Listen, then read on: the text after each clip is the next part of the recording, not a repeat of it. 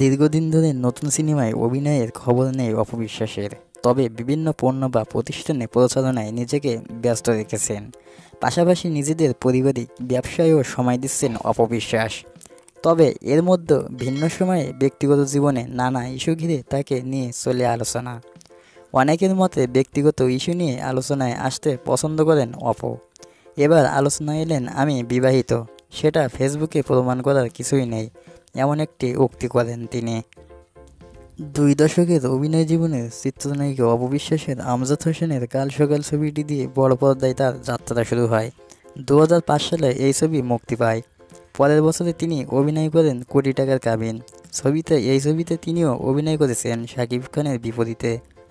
কোটি টাকার কাবিন দিয়ে শাকিব খানের সঙ্গে পথযাত্রা শুরু হয়, তা চলে দীর্ঘ এক যুগের মতো।